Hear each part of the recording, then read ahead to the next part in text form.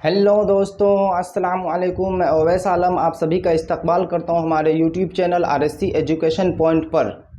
अगर हमारे चैनल पे आप नए हैं तो हमारे चैनल को सब्सक्राइब कर लें और बेल आइकन को भी दबा दें। आज हम लोग पढ़ने वाले हैं क्लास 12th का उर्दू का पहला चैप्टर नज़ीर अहमद की कहानी। चलिए अब हम लोग एक तरफ से पॉइंट वाइज पढ़ते हैं और समझने की कोशिश करते हैं।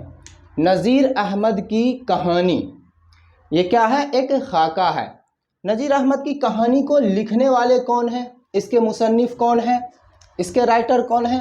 मिर्ज़ा फ़रहतुल्लाह बेग। इसके लिखने वाले कौन हैं? मिर्ज़ा फ़रहतुल्लाह बेग। और मिर्ज़ा फ़रहतुल्लाह बेग को उर्दू का पहला खाका निगार कहा जाता है। दोस्तों, खाका कहते किसको हैं या खाका निगारी होती क्या है? खाका निगारी किसी शख्सियत की तहरीरी तस्वीर कशी को कहते हैं, यानी किसी खास लोगों के बारे में जो आँखों देखा हाल लोगों ने जाना है और उसकी हकीकत को जानते हैं और उसकी शख्सियत को, उसकी ख़ास पहलू को पहचानते हैं, उसी के बारे में बताना बोलना खाका निगारी कहा जाता है। तो मिर्ज़ा फ़रहतुल्लाह बेग नज़ीर अहमद की कहानी को इस चैप्टर में पेश किया है, इसलिए नज़ीर अहमद की कहानी को खाका कहा गया है। तो इसके मुसन्निफ हुए कौन? मिर्ज़ा फ़रहतुल्लाह बेग। और मिर्ज़ा फ़रहतुल्लाह बेग के जो जिद अमजद थे मिर्ज़ा अफजल बेग। जिद अमजद यानी उसके दादा परदादा लोग बदख्शां से तर्के वतन करके शाह आलम सानी के ज़माने में हिंदुस्तान आए और यहाँ पर उन्होंने फ़ौज में मुलाजमत इख्तियार कर ली। मुलाजमत कहते किसको हैं? मुलाजमत का मतलब क्या होता है दोस्तों? मुलाजमत का मतलब होता है नौकरी करना। मुलाजिम बोलते हैं नौकरी करने वालों को। तो वहां से बदख्शां से तर्के वतन करके यानी बदख्शां से हिंदुस्तान में आए और फौज में मुलाजमत कर लिए, फौज की नौकरी करने लग गए। उसके बाद मिर्ज़ा फ़रहतुल्लाह बेग के जो दादा थे मिर्ज़ा अब्दुल्लाह बेग, उसकी माली हालात अच्छी नहीं थी। कब? जब वह हिंदुस्तान में थे 1857 ईस्वी के इनकलाब के वक्त, यानी जब हिंदुस्तान में 1857 ईस्वी में एक क्रांति हुई तो उस समय में मिर्ज़ा फ़रहतुल्लाह बेग के दादा मिर्ज़ा अब्दुल्लाह बेग की माली हालात अच्छी नहीं थी, इसलिए वह वहां से दूसरे जगह चले गए। यानी पहले दिल्ली में रहते थे, दिल्ली से हिजरत करके हैदराबाद चले गए। यानी दिल्ली में उन्होंने पहले सुकूनत इख्तियार की, उसके बाद वहां से 1857 ईस्वी में वो हैदराबाद चले गए। अब आते हैं मिर्ज़ा फ़रहतुल्लाह बेग के जिंदगी के बारे में आगे कि मिर्ज़ा फ़रहतुल्लाह बेग की पैदाइश कब हुई थी। मिर्ज़ा फ़रहतुल्लाह बेग की पैदाइश अगस्त 1857 ईस्वी को मोहल्ला चूड़ीवालान दिल्ली में हुई थी। कहां पर हुई थी? मोहल्ला चूड़ीवालान दिल्ली में, अगस्त 1857 ईस्वी में। लेकिन कहा जाता है कि तज़किरा नवैसी के मुताबिक, किसके मुताबिक? तज़किरा नवैसी के मुताबिक मिर्ज़ा फ़रहतुल्लाह बेग की पैदाइश सितंबर 1883 ईस्वी को। मिर्ज़ा फ़रहतुल्लाह बेग के वालिद का नाम क्या था? मिर्ज़ा हस्मतुल्लाह बेग। मिर्ज़ा फ़रहतुल्लाह बेग के वालिद का नाम क्या था? मिर्ज़ा हस्मतुल्लाह बेग। और उसकी वालिदा यानी उसकी अम्मी जान, मिर्ज़ा फ़रहतुल्लाह बेग की अम्मी जान यानी उसकी वालिदा का नाम था मुशर्रफ जहां। मुशर्रफ जहां। जब मिर्ज़ा फ़रहतुल्लाह बेग 10 साल के थे, यानी मिर्ज़ा फ़रहतुल्लाह बेग की उम्र 10 साल थी, तब उसकी वालिदा मुशर्रफ जहां का इंतकाल हो गया। जाहिर सी बात है कि जब छोटे बच्चे की माँ इंतकाल कर जाती है तो उसकी परवरिश की जिम्मेदारी उसके घर वाले की होती है, रिश्तेदारों की होती है। इसी तरह मिर्ज़ा फ़रहतुल्लाह बेग की परवरिश की जिम्मेदारी उसकी बेवा फूफी। अच्छा, बेवा कहते किसको हैं? जिसके शौहर इंतकाल कर जाते हैं। तो इसी तरह मिर्जा फरहतुल्लाह बेग की फूफी जान ने उनकी परवरिश का जिम्मा उठा लिया और उनको अपनी औलाद की तरह पाला। किसने? मिर्जा फरहतुल्लाह बेग की फूफी जान ने। जब वह मैट्रिक का इम्तिहान पास किया गवर्नमेंट हाई स्कूल कश्मीरी दरवाजा दिल्ली से। कहां से?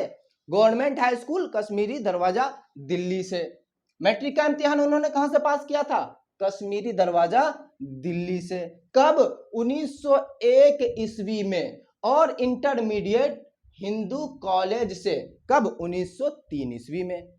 उन्होंने मैट्रिक का इम्तिहान पास कर लिया 1901 ईस्वी में और इंटर का इम्तिहान पास कर लिया 1903 ईस्वी में। और उन्होंने बीए सेंट स्टीफेंस कॉलेज से पास किया। बीए तो उन्होंने कंप्लीट कर लिया सेंट स्टीफेंस कॉलेज से, लेकिन उन्होंने एमए के लिए सेंट स्टीफेंस कॉलेज में दाखिला तो ले लिया। उसके बाद उसकी माली हालात अच्छी नहीं थी, जिसकी वजह से उसकी पढ़ाई यानी उसकी तालीम मुकम्मल ना हो सकी और उसको बीच में ही पढ़ाई को रोकना पड़ गया।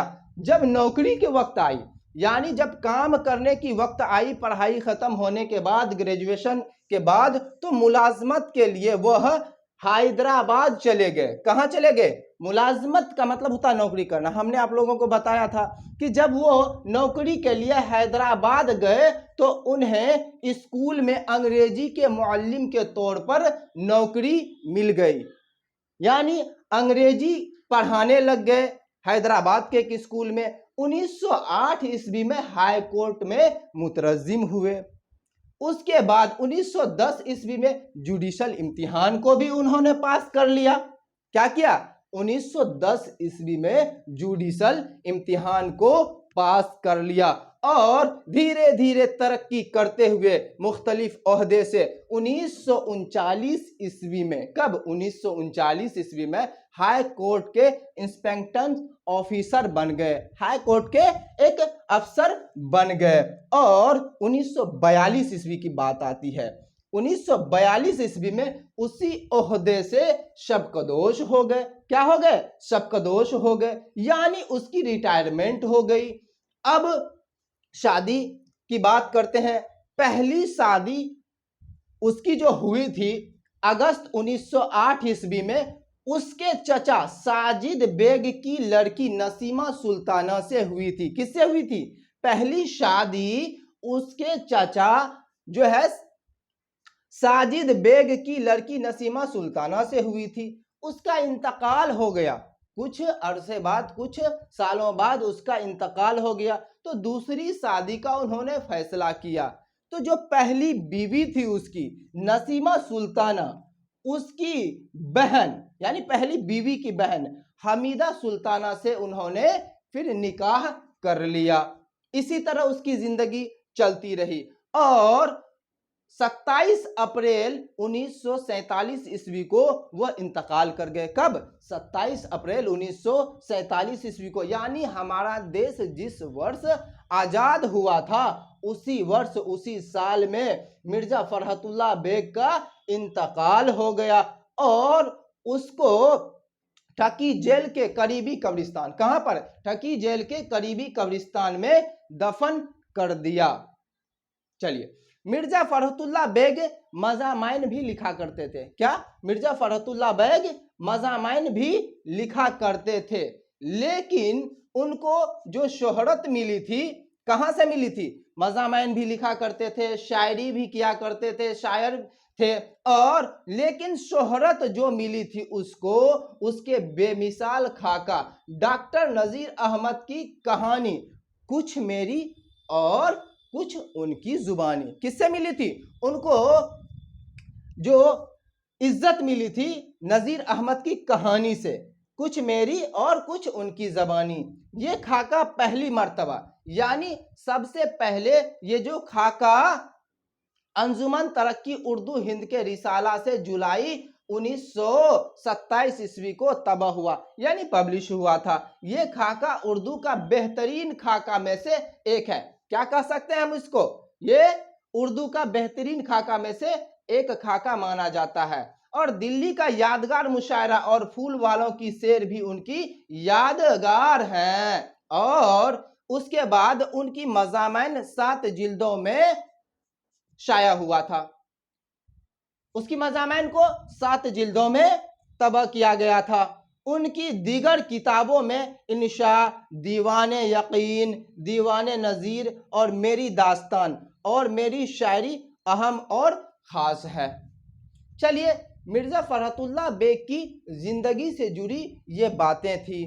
लेकिन मिर्ज़ा फ़रहतुल्लाह बेग ने जो कहानी लिखी थी, उन्होंने जो खाका तैयार किया था, नज़ीर अहमद की कहानी। अब नज़ीर अहमद कौन थे? नज़ीर अहमद मिर्ज़ा फ़रहतुल्लाह बेग के उस्तादे मोहतरम थे। कौन थे? नज़ीर अहमद मिर्ज़ा फ़रहतुल्लाह बेग के उस्तादे मोहतरम थे। अब हम लोग समझेंगे कि नज़ीर अहमद की कहानी को क्यों उन्होंने लिखा। उसके वो उस्ताद थे, उसके बारे में वो जानते थे, इसलिए उसकी अच्छाई को उन्होंने बयान कर दिया। मिर्ज़ा फ़रहतुल्लाह बेग एक दिन 11 बजे और उसका एक दोस्त मियादानी मदरसे से पढ़कर फारिग हुए और यहाँ से गए, खाना खाए। खाना खाने के बाद 1 बजे वह निकल गए मौलवी साहब के घर को तलाश करने के लिए। वो ढूंढते ढूंढते लगभग 1:30 बजने में 5 मिनट का समय था बाकी, वो उसके घर पहुंच गए। दरवाजे पर जब वो पहुंचा तो अंदर से उसका गेट लगा हुआ था।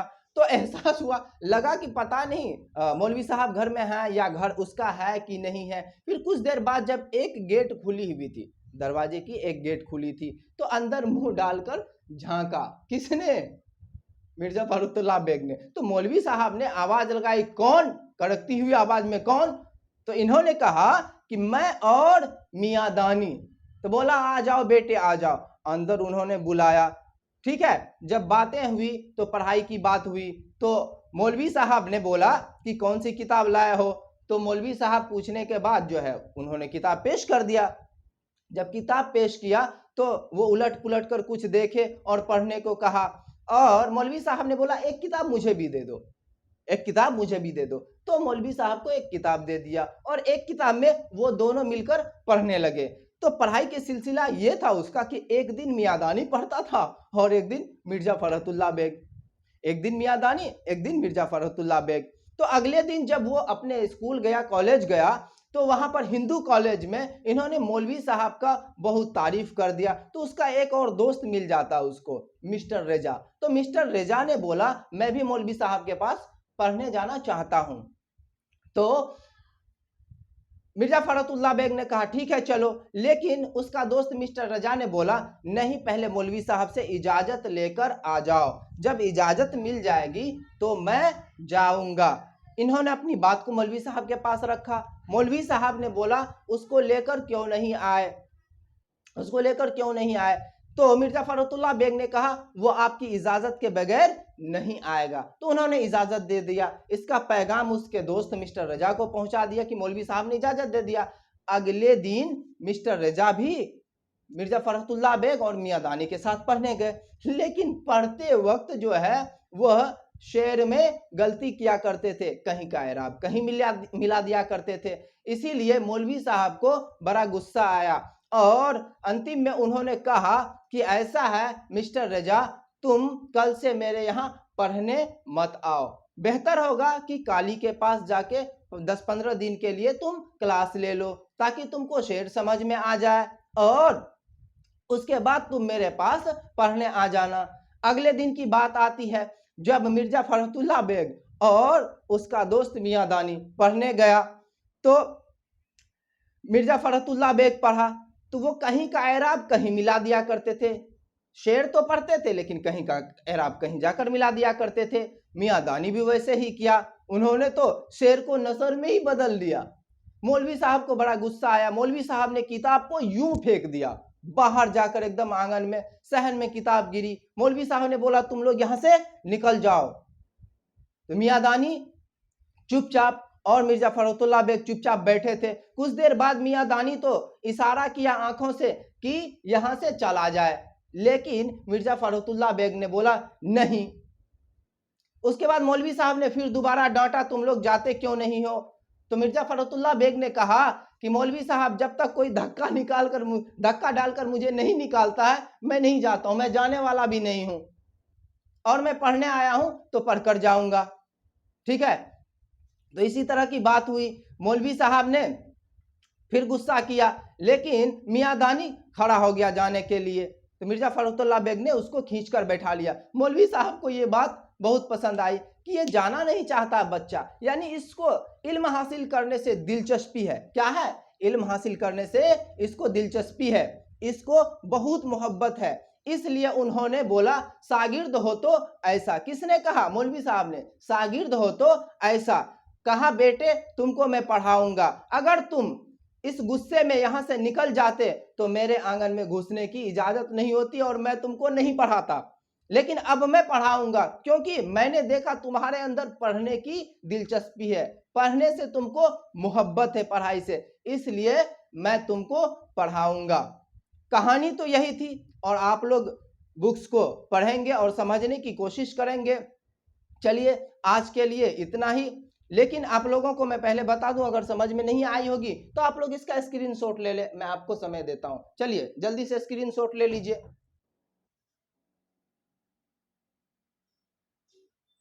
चलिए ठीक है, आज की क्लास को हम यहीं समाप्त करते हैं। तब तक के लिए खुदा हाफिज।